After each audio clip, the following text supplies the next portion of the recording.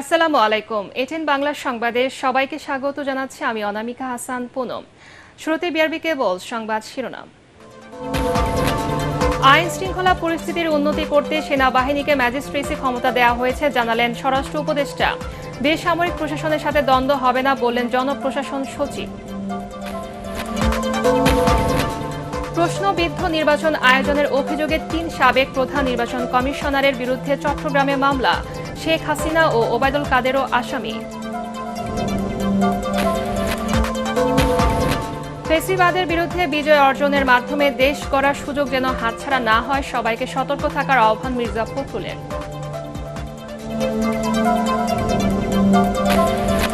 শুনছিলেন বিআরবি কেবল সংবাদ শিরোনাম, এবারে বিস্তারিত।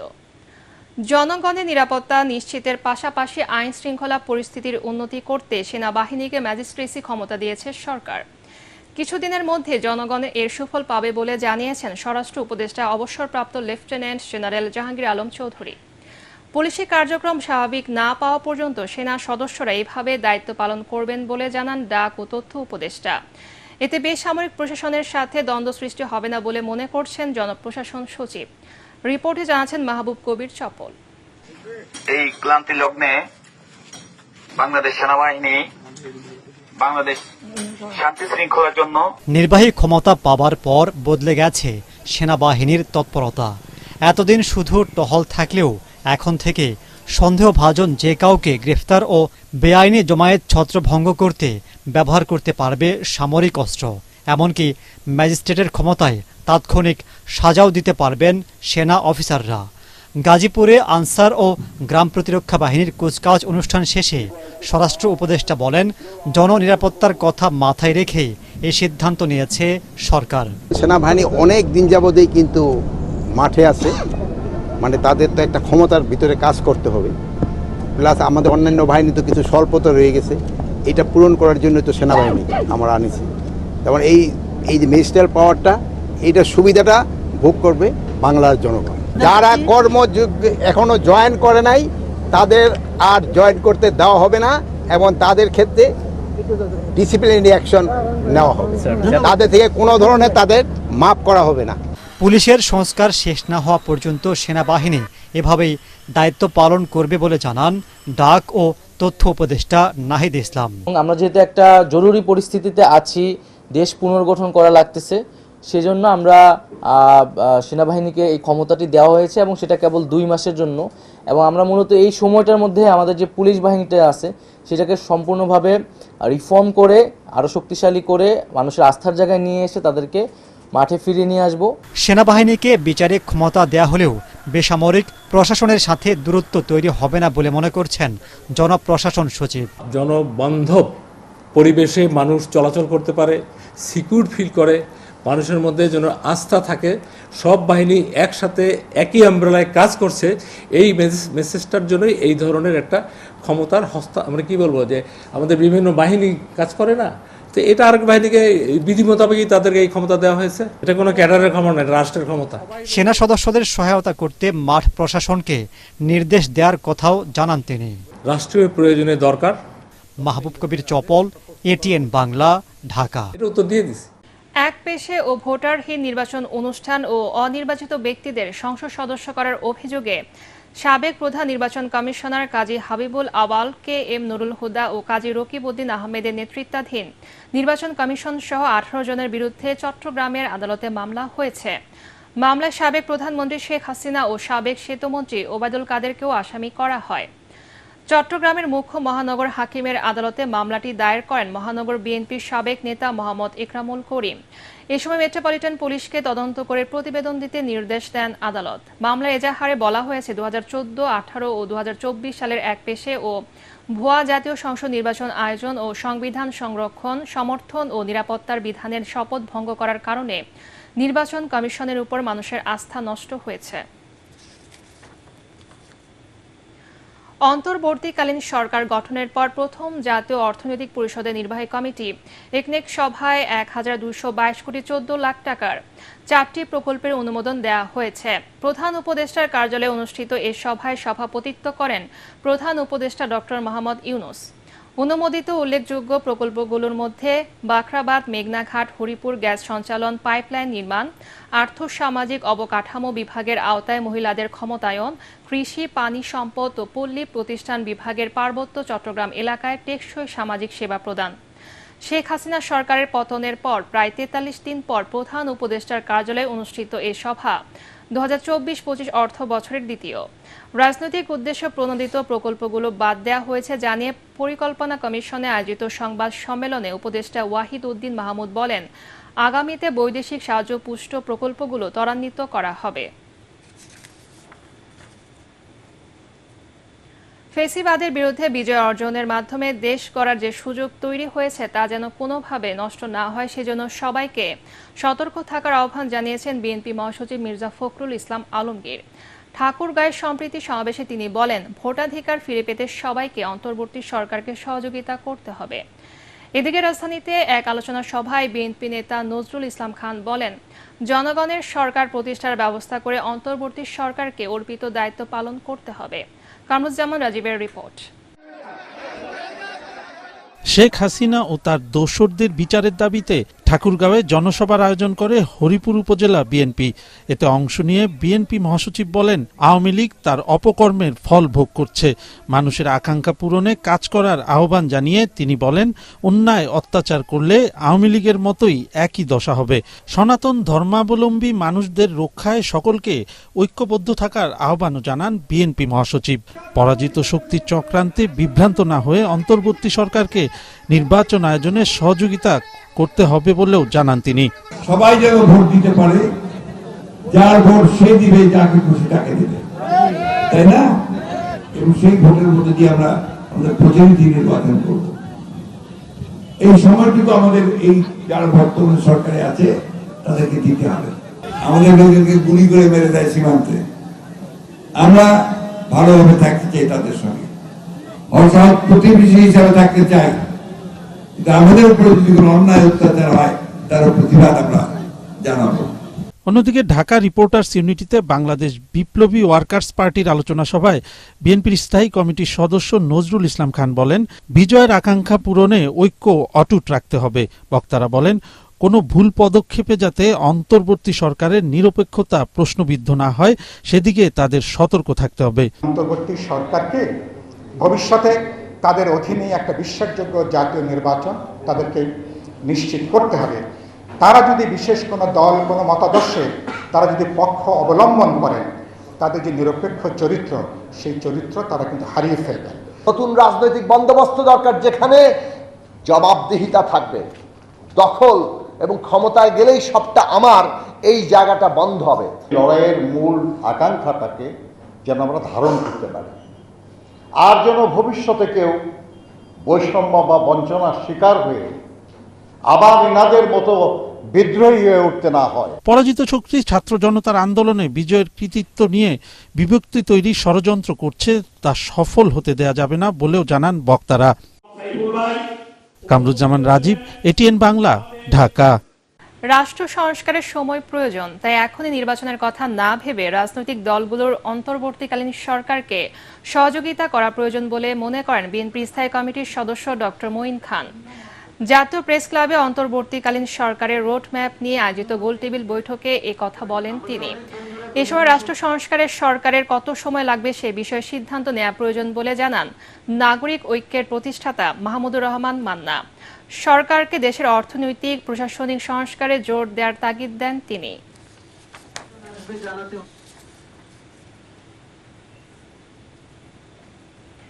গত কয়েকদিনের শ্রমিক অসন্তোষ কাটিয়ে আজ অনেকটাই স্বাভাবিক ছিল আশুলিয়া শিল্পাঞ্চল। সকালে খুলে সব পোশাক কারখানা, দল বেঁধে শ্রমিকদের কারখানাগুলোতে প্রবেশ করতে দেখা যায়। উৎপাদন কার্যক্রমে যাতে কোনো ধরনের সমস্যা না হয় সেজন্য কারখানা কর্তৃপক্ষ সব ধরনের পদক্ষেপ নিয়েছে। যে কোনো অপ্রীতিকর ঘটনা এড়াতে কারখানাগুলোর সামনে পুলিশ, র্যাব ও সেনা সদস্যরা টহল দিচ্ছে। এদিকে পোশাক কারখানাগুলোর সামনে অপ্রীতিকর ঘটনা এড়াতে পাহারা বসিয়েছে সাভার উপজেলা বিএনপির নেতাকর্মীরা। আগামী ৩ কর্মদিবসের মধ্যে ফিজিওথেরাপি চিকিৎসকদের চাকরি প্রথম শ্রেণীতে উন্নীত করা সহ 2 দফা দাবি না মানলে কঠোর কর্মসূচি দেওয়ার ঘোষণা দিয়েছেন আন্দোলনকারীরা। রাজধানীর মহাখালীতে স্বাস্থ্য অধিদপ্তরের মহাপরিচালকের সাথে বৈঠক শেষে এই ঘোষণা দেন ফিজিওথেরাপি শিক্ষার্থীরা। কর্তৃপক্ষের আশ্বাসে সোমবার পর্যন্ত সকল ধরনের কর্মসূচি বন্ধ রাখার ঘোষণা দেন তারা। খায়রুল ইসলামের রিপোর্ট। বেশ কদিন ধরে নিজেদের দাবি আদায়ের জন্য শান্তিপূর্ণ কর্মসূচি পালন করে আসছে সারা দেশের ফিজিওথেরাপি শিক্ষার্থীরা। ফিজিওথেরাপি চিকিৎসকদের চাকরি প্রথম শ্রেণীতে উত্তীর্ণ করা ও মহাখালীতে শিক্ষার্থীদের জন্য আলাদা কলেজ প্রতিষ্ঠার দাবি জানান তারা। এসব দাবিতে গত দুদিন ধরে স্বাস্থ্য অধিদপ্তরের সামনে অবস্থান কর্মসূচি পালন করে শিক্ষার্থীরা। বাংলাদেশের সবকিছুর কলেজ হচ্ছে, সবকিছুর ইনস্টিটিউট হচ্ছে, কিন্তু বাংলাদেশের সরকারের একটা ফিজিওথেরাপি কলেজ নেই। 2009 সালে 10 জুন ভিত্তিপ্রস্তর স্থাপন করা হয় মহাখালীতে। তারপরে 15টি বছর অতিবাহিত হয়েছে, আজ পর্যন্ত আমাদের কোনো ফিজিওথেরাপি কলেজের কোনো কাজ বাস্তবায়ন করা হয়নি। দাবি পূরণে বিভিন্ন সময় মৌখিক আশ্বাস দিলেও কর্তৃপক্ষ তেমন কোনো ব্যবস্থা নেননি বলেও জানান আন্দোলনকারীরা। আজকেও তারা আমাদের দুই দাবি না মানে তাহলে হতে পারে যে আমরা হচ্ছে এই জিনিসটাকে আরো বড় করে করব। আমরা হতে পারে যে আমরা রাস্তায় নামবো। 1980 সালের পর থেকে সরকারি কোনো হাসপাতালে কোনো প্রতিষ্ঠানে ফিজিওথেরাপিস্ট নিয়োগ নেই, এই দাবি এবং বাংলাদেশ কলেজ অফ ফিজিওথেরাপি বাস্তবায়নের দাবিতে আমরা এসেছিলাম। এই আন্দোলনে আমরা শিক্ষক মণ্ডলী যারা আছি, আমরা সারাক্ষণ আমাদের শিক্ষার্থীদের পাশে আছি।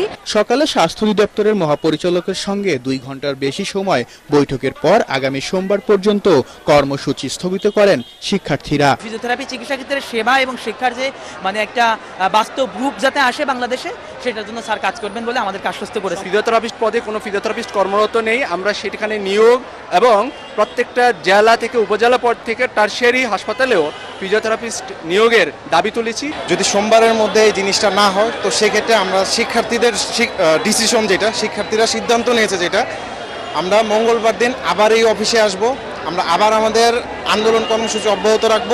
শিক্ষার্থীদের যৌক্তিক এ আন্দোলনের সঙ্গে একাত্মতা ঘোষণা করেছে ফিজিওথেরাপি চিকিৎসক ও শিক্ষকরা। খায়রুল ইসলাম, এটিএন বাংলা, ঢাকা। ঠাকুরগাঁয়ে চলছে ওরাও সম্প্রদায়ের সবচেয়ে বড় ধর্মীয় উৎসব কারাম। পরিবারের সুখ শান্তি ও সুস্থতা কামনায় কারাম নামের বিশেষ বৃক্ষের বন্দনার মধ্য দিয়ে এই উৎসব পালন করা হয়। মঙ্গলবার রাতে সদর উপজেলার সালন্দর ইউনিয়নের 5 পীরডাঙ্গা গ্রামে শুরু হয় এই উৎসব। আজ কারাম গাছে পূজা অর্চনা শেষে নদীতে ভাসিয়ে দিয়ে এই উৎসবের সমাপ্তি হয়। উপোস থাকা ও তা ভাঙার পর নাচ, গান ও পূজা অর্চনার মধ্য দিয়ে 2 দিন ব্যাপী চলে এই উৎসব। ভাদ্র মাসের শুক্লা একাদশী তিথিতে এই উৎসব পালিত হয়। সব বয়সের ওরাও সম্প্রদায়ের লোকজন গানের সুরে সুর মিলে গাছ দেবতার প্রার্থনায় মেতে ওঠে। এবছরও ওরাও সম্প্রদায়ের এই ঐতিহ্যবাহী কারাম পূজা উদযাপিত হচ্ছে। প্রতি বছর যেভাবে আমরা জেলা প্রশাসনের পক্ষ থেকে, সরকারের পক্ষ থেকে সার্বিক সহযোগিতা করা হয়ে থাকে, আদিকাল থেকে করে আসতেছি, আমাদের বাপ দাদারা করে আসছে, আমরাও সেটা করে আসতেছি। এই কারাম উৎসবের মাধ্যমে দেশ যেন ভালো হয়, শান্তি হয়, সবাই মিলেমিশে করে একসাথে যেন চলতে পারি। আজকে এই দিনটাতে আমরা পুরো এলাকার গ্রামবাসী এবং ছোট বড় সবাই মিলে একত্র হয়ে এই উৎসবটা পালন করি। এবারে আল আরাফা ইসলামী ব্যাংক অর্থ সংবাদ।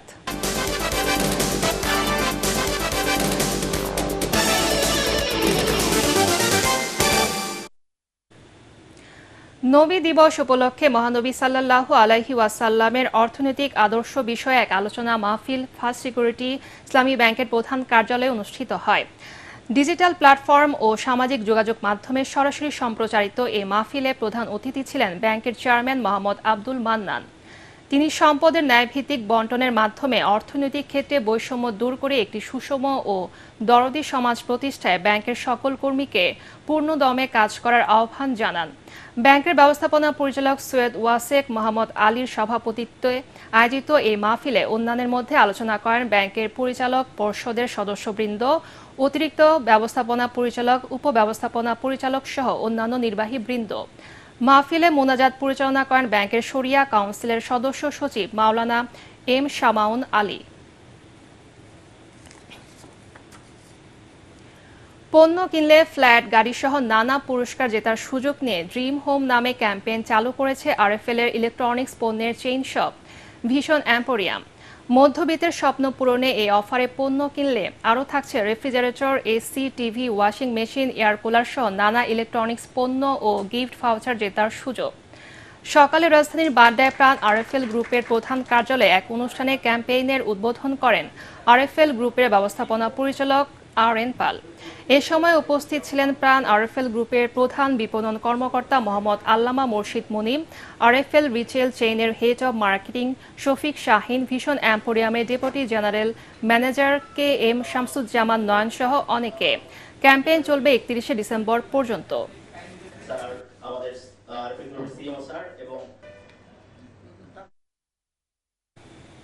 স্ট্যান্ডার্ড ফিনিশ অয়েল কোম্পানির managing partner Solaiman S Azani গত শনিবার সন্ধ্যায় মালয়েশিয়ার রাজধানী কুয়ালালামপুরের হৃদরোগে আক্রান্ত হয়ে ইন্তেকাল করেছেন। ইন্না লিল্লাহি ওয়া ইন্না ইলাইহি রাজিউন। মৃত্যুকালে তার বয়স হয়েছিল 60 বছর। তিনি স্ত্রী নূরজাহান সোলাইমান আজানি এবং 3 সন্তান আদিবা সোলাইমান আজানি, ইমান সোলাইমান আজানি ও ওকিয়ান সোলাইমান আজানিকে রেখে গেছেন। তিনি ব্যক্তিগত জীবনে একজন সফল ব্যবসায়ী ও অত্যন্ত গুণী মানুষ ছিলেন। এবার আন্তর্জাতিক সংবাদ।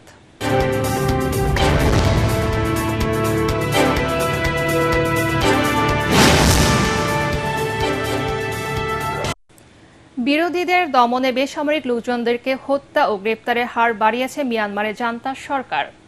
এক বিবৃতিতে তথ্য জানিয়েছে জাতিসংঘের মানবাধিকার বিষয়ক হাই কমিশনার ভলকার তুর্কো। তিনি জানান, জান্তা সরকারের নির্যাতনের শিকার ও হামলার প্রত্যক্ষদর্শীদের সাক্ষাৎকারের ভিত্তিতে ওই প্রতিবেদন তৈরি করা হয়েছে।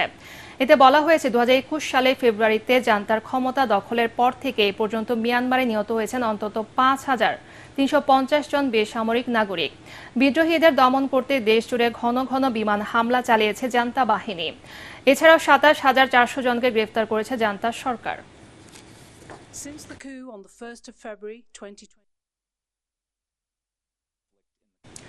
ভারতের বড় শহরগুলোতে শেষ হলো হিন্দু ধর্মাবলম্বীদের জমকালো গণেশা উৎসব।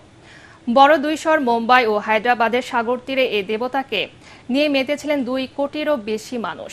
পূজা বিসর্জনকে ঘিরে 10 দিনের আয়োজন উৎসব চলে সেখানে। আরও জানাচ্ছেন কেরামতুল্লাহ বিপ্লব।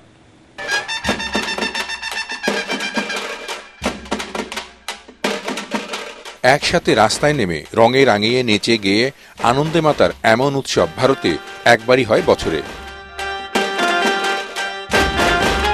হিন্দু দেবতা গণেশের জন্মদিন পালন উপলক্ষে বাড়ি বাড়ি প্রতিমা স্থাপন, পূজা অর্চনা শেষে দেবতার মূর্তি নিয়ে তারা বিসর্জন দেন সাগর কিংবা নদীতে। তখন গণেশকে সাজানো হয় বর্ণাঢ্য সাজে। কোটি কোটি টাকার অলঙ্কারও পরানো হয় কোথাও কোথাও। কারণ হিন্দু ধর্মে গণেশকে বলা হয় জ্ঞান, বুদ্ধি ও বিপদ বিনাশকারী দেবতা।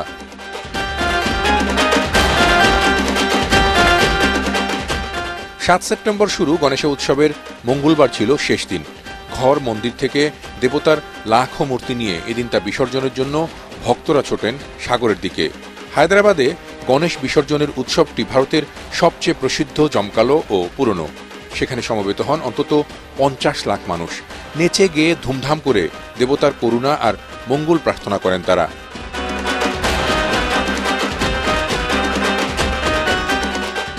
মুম্বাই আর হায়দ্রাবাদে গণেশের উৎসব উপলক্ষে নিরাপত্তায় এবার মোতায়েন ছিল 50,000-এরও বেশি পুলিশ। মুম্বাইয়ে সবচেয়ে সেরা গণেশের মূর্তিটি গড়ে লালবাগিচা ক্লাব, যার অলঙ্করণে লাগানো হয় প্রায় 15 কোটি রুপির মণিমুক্তা।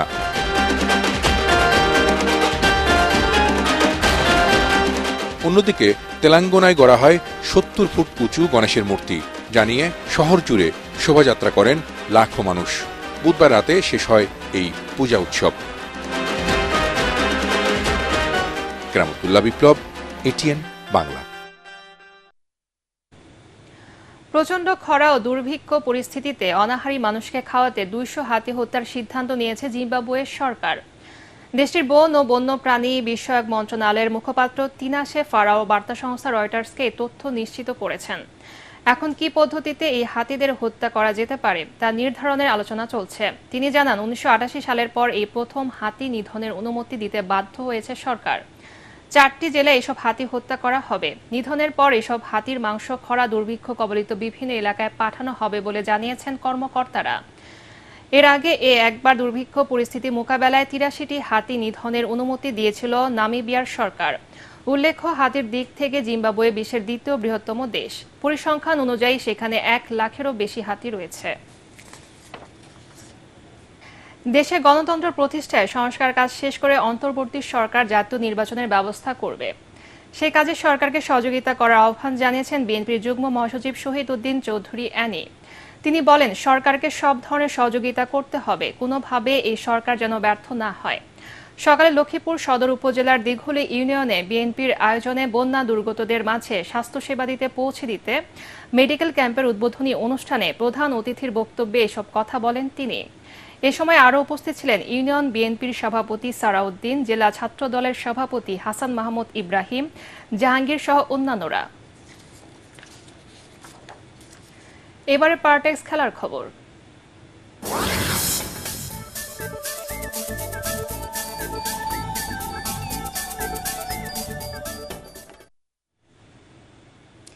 নিগার সুলতানা জ্যোতিকে অধিনায়ক করে নারী টি-20 বিশ্বকাপের জন্য 15 সদস্যের দল ঘোষণা করেছে বিসিবি।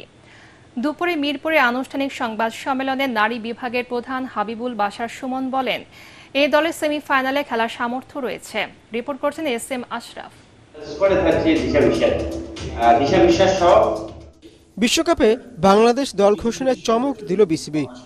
প্রবাসীরা একে একে ক্রিকেটারদের নাম তুলে ধরলেন। পুরুষ দলের অধিনায়ক নাজমুল হোসেন শান্ত এসে শুভকামনা জানান টাইগ্রেসদের। আগামী 3 অক্টোবর সংযুক্ত আরব আমিরাতে শুরু হতে যাওয়া এই টুর্নামেন্টে বাংলাদেশ এভাবে চমক দেখাতে পারবে বলে বিশ্বাস নির্বাচকদের। বেসিক্যালি এটা বৈশ্বিক টুর্নামেন্ট, সব দলের সব দেশে খেলা হয়। আমরা যদি আমাদের সামর্থ্যের শতভাগ দিয়ে খেলতে পারি, আমাদের ভালো করার সুযোগ আছে। আমরা যদি সামর্থ্যের শতভাগ থেকে বেশি 110 ভাগ খেলতে পারি, আমাদের সেমিফাইনালে কোয়ালিফাই করা সম্ভব। দলে একেবারে নতুন মুখ তাজ নেহার। কোনো আন্তর্জাতিক ম্যাচ না খেলা 26 বছর বয়সী ব্যাটারকে সুযোগ দিয়েছে টিম ম্যানেজমেন্ট। ভালো করার জন্য যতখানি প্রস্তুতি নেওয়া সম্ভব সেটা আমরা নিতে পেরেছি। আর ওয়ার্ল্ড কাপ তো ডিফারেন্ট বল গেম, ওইখানে তো আসলে আমাদের সর্বোচ্চ পরীক্ষাটা হবে, সেটা যেন ভালো দিতে পারি।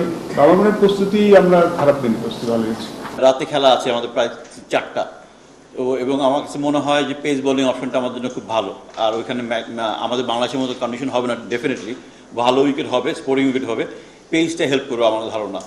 এই কারণেই আমরা 3টা পেসার নিয়েছি। স্কটল্যান্ডের বিপক্ষে ম্যাচ দিয়ে 3 অক্টোবর বিশ্বকাপ অভিযান শুরু করবে জ্যোতির দল। 10 দলের এই টুর্নামেন্টের পর্দা নামবে 20 October. SM. Ashraf, ATN Bangla, Dhaka. 2 match সিরিজের প্রথম টেস্টের বৃহস্পতিবার শক্তিশালী ভারতের মুখোমুখি হবে বাংলাদেশ ক্রিকেট দল। ভারত সফরের মাসখানেক আগে পাকিস্তানের বিপক্ষে 2-0 ব্যবধানে সিরিজ জিতে আত্মবিশ্বাসের তুঙ্গে এখন টাইগাররা। টেস্ট চ্যাম্পিয়নশিপের 1 নম্বর দল ভারতের বিপক্ষে সিরিজের আগে, তাই শান্ত সাকিবদের নিয়ে আলোচনার কমতি নেই। পাকিস্তানের মতো এই সিরিজেও জয় ভিন্ন অন্য কিছু ভাবছেন না লাল সবুজের দলের অধিনায়ক নাজমুল হোসেন শান্ত। চেন্নাই বৃহস্পতিবার সকাল 10টা থেকে শুরু হবে টেস্ট ম্যাচ। আমি বিশ্বাস করি আমাদের টিমের ওই অ্যাবিলিটি আছে এখানে ভালো ক্রিকেট খেলা। সো ইম্পর্টেন্ট 5 দিনের একটা ম্যাচ হয়, 5টা দিন আমরা কিভাবে ভালো ক্রিকেট খেলতে পারি। লক্ষ্য তো একটাই থাকে যে আমরা প্রত্যেকটা ম্যাচ জিতবো। প্রত্যেকটা টিমেরই, ইন্টারন্যাশনাল টিমেরই লক্ষ্য থাকে যে তারা ম্যাচ জিতার জন্য খেলে। সো আমাদের ওই সেম লক্ষ্যটাই আছে যে আমরা ম্যাচ জিতার জন্য খেলবো। শেষ করার আগে বিআরবি কেবল সংবাদ শিরোনাম আরেকবার। আইন শৃঙ্খলা পরিস্থিতির উন্নতি করতে সেনাবাহিনীকে ম্যাজিস্ট্রেসি ক্ষমতা দেওয়া হয়েছে, জানালেন স্বরাষ্ট্র উপদেষ্টা। বেসামরিক প্রশাসনের সাথে দ্বন্দ্ব হবে না বললেন জনপ্রশাসন সচিব। প্রশ্নবিদ্ধ নির্বাচন আয়োজনের অভিযোগে 3 সাবেক প্রধান নির্বাচন কমিশনারের বিরুদ্ধে চট্টগ্রামে মামলা। শেখ হাসিনা ও ওবায়দুল কাদেরও আসামি। ফেসিবাদের বিরুদ্ধে বিজয় অর্জনের মাধ্যমে দেশ গড়ার সুযোগ যেন হাতছাড়া না হয়, সবাইকে সতর্ক থাকার আহ্বান মির্জা ফখরুলের। পরবর্তী সংবাদ দেখার আমন্ত্রণ জানিয়ে এখনকার মতো শেষ করছি। ATN বাংলা সংবাদ ইউটিউবে দেখতে ব্রাউজ করুন youtube/ATN বাংলা নিউজ। ধন্যবাদ সবাইকে।